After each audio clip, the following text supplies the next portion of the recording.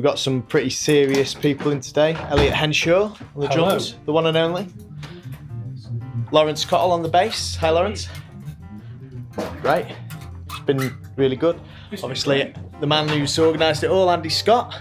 Thanks for using the space, Andy. It's a pleasure. Great space. Thank you. Yeah. Thanks, Dave. Thanks. Oh, we've got Gwilym Simcock's on piano, a real treat. Thanks, mugs. Gwil. Look at these mugs. Cheers, bud. I hope the piano's okay. Mega. But the mugs. Tuned just for you. Tuned for you. We're just going to get a few photos and then we're all done. Sounds good. Jim's in. Oh no. Jim. I mean, yes.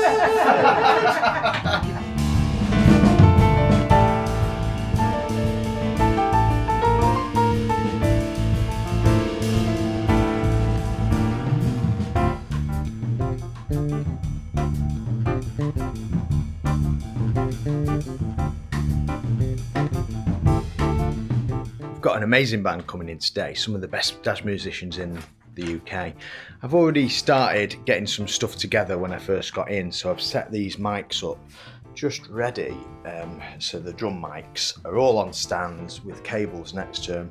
I've put the reel out for the drums, got a little camera out just in case they want to get some footage, and I have started miking up the piano.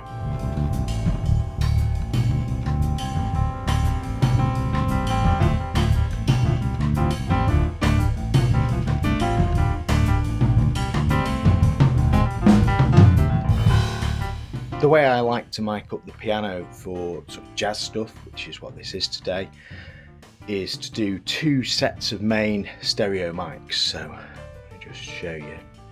So I've got a pair of Cottles quite close to the strings, but not over the hammers. Sometimes I put the mics more like over here to get more attack. I find this works well, sort of balanced. It's quite a big piano. And then I use this R88 further out. Now either of these stereo pairs would actually work for recording the piano.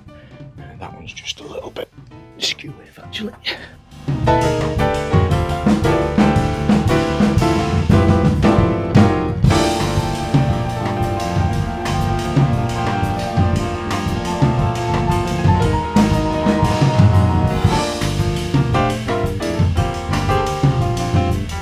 I tend to favour the Cottles, and then I just blend the R88 in. I will actually cover the piano over today because we're tracking drums at the same time and it's just over here. I've had more success covering the piano over when there's a drummer in the room than not. I've just closed this part of the lid as well, so I've flipped actually the back part of the lid over, and that provides a bit more of a barrier. On that show, because he did the original soundtrack, and they got him in. So mics on the drum kit that I've got today.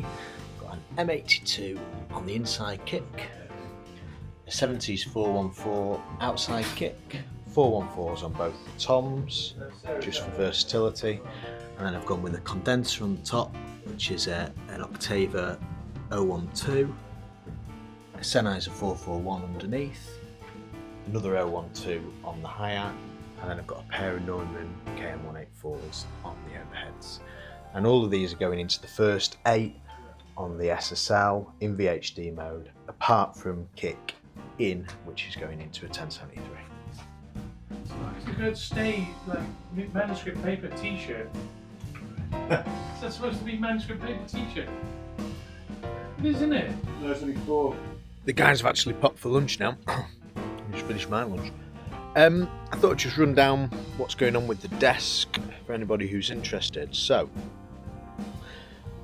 the drums are majoritively coming in on the first 8, and I'm using the VHD preamps for the drums.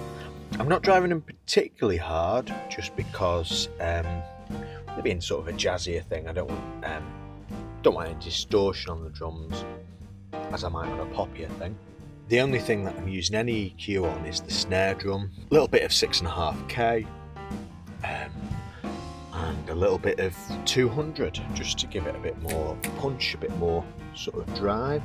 I'm not EQing anything else. Oh, No, I am. That's a lie. The kick in mic is coming in on this 1073. So I've actually done this little trick that's cool to do with the 1073, which is where you high pass it at 80 Hz, but then boost it at 60 Hz. That creates like a really cool thing in the bottom end. And then I've boosted a little bit of 4.8K, only a little bit, just to give it a bit more click. The bass guitar, which is coming in on a radial DI box, got Laurence Cottle on bass. He's one of the best bass players in the world. It's ridiculous. Now that's coming in on the 1073. You can see that there's actually no gain on the 1073 because it's coming in quite hot from the DI. And with this, I have high passed it at 50 Hz and then boosted 35 Hz, just a hair, hardly anything. And then I'm boosting 7.2K, sorry, boosting 7.2K a little bit, and a little bit of the top shelf, which I think is at 12K. And then those two return on the channel here, and you can see the fade is quite far down, so we're still getting a little bit of saturation from the 1073.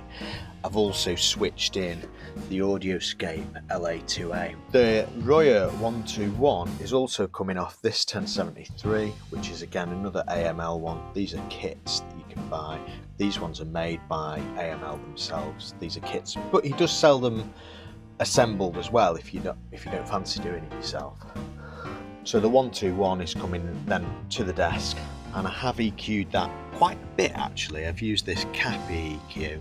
I've given a good amount of bottom end, that's at 100 Hz, and then at 12K again another 4 dB there, and then we're pulling out some of the low mids, so at 400 Hz, just pulling some of that out. And he's got some other overdubs to do, and his son Stan's going to mix it, so I'm trying not to be too drastic with anything that I do so that Stan has lots of options as to what he can do. I haven't really compressed anything other than the bass on the way in. I am printing the mix back though through, and then the guys are listening to the mix printed through the SSL with my usual mix bus, which is the bus compressor that's on the desk, which is the 500 series G series thing.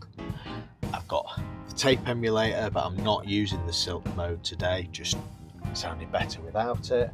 And then I've got, as always, the Cappy preamps, which, to be honest with you, if I ever take the Cappy preamps off the mix bus, it just doesn't sound as good. So it just gives something to the sound that I really enjoy. This is where that Royer is.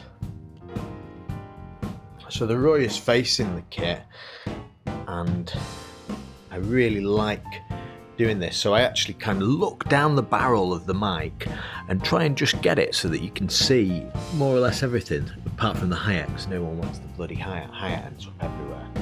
So that's just pointing at that, and I want a nice balance between the top snare and bottom snare sound in this. Sort of blocking the piano off like this really helps with spill, and you can see now, hopefully you can see. And this is Laurence's setup, so we're just taking a DI from it. Laurence had his amp set up before, so when we were sound checking, before I got headphones sorted, Laurence was using his amp so that they could just jam, and then when we got the headphones sorted, he's just turned his amp down a little bit, so there is a little bit of the amp sound in the room. I haven't mic'd the amp up, we're trying to get quite a lot done in one day. Perhaps I should have mic'd it up. It does sound great. It sounds great upstairs though, and I'm sure that when it's being mixed, if it needs to be reamped or anything like that, it can be easily enough. Also just filming this on this EOS R, just so that Andy's got some promotional material. So it's not really a video job, it's a recording job, but just getting that little extra thing for him just helps him to promote it. I understand that, and it only takes another 10 minutes to set a camera up. The camera's there, so we might as well do it. The thing that's really important on a session like this is to keep meticulous notes. Now, Andy and John, whose book it is, are keeping notes themselves, and then I'm making notes as well. Just, basically, these guys are all so good. It's the first time they've seen these shoots, but, everything's first take or second take.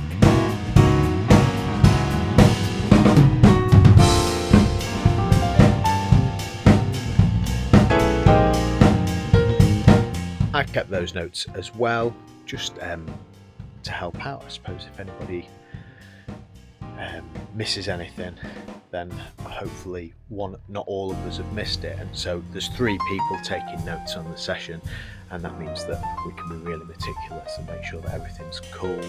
I guess in this instance, I'm the engineer, Andy and John are the producers.